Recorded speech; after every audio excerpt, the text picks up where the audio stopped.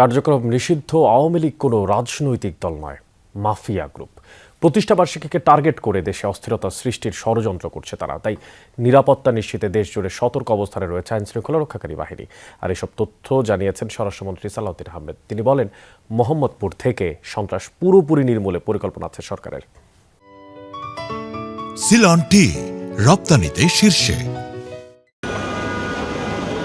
২০২৫ সালের মে মাসে অন্তর্বর্তী সরকার সন্ত্রাস বিরোধী আইনের অধীনে আওয়ামী লীগ ও এর সব সহযোগী সংগঠনের কার্যক্রম আনুষ্ঠানিকভাবে নিষিদ্ধ ঘোষণা করে।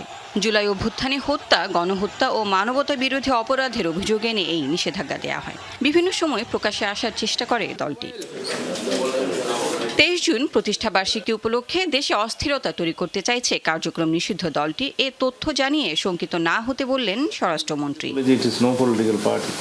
এটা একটা মাফিয়া পার্টি, তো তারা বাংলাদেশে উশৃঙ্খলা অস্থিরতা সৃষ্টি করতে চাইবে, তো পুলিশ বাহিনী তার দায়িত্ব পালন করবে, সেজন্য অ্যালার্ট করা হয়েছে সারা দেশে।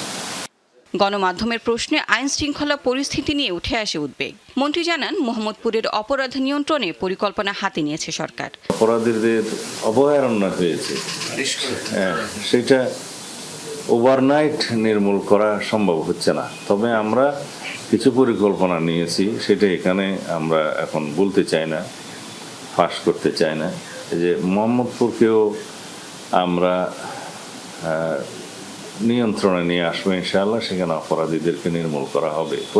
জনকল্যাণমুখী কাজের জন্য পুলিশের ১৫ সদস্যকে পুরস্কার প্রদান করেছে স্বরাষ্ট্র মন্ত্রণালয়। অনিষ্টকর কর্মে লিপ্ত থাকবে, সেগুলো যদি আমাদের নজরে আসে তাহলে সেজন্য আমরা পানিশমেন্ট দেব। লাভলি বিথি, যমুনা নিউজ, ঢাকা।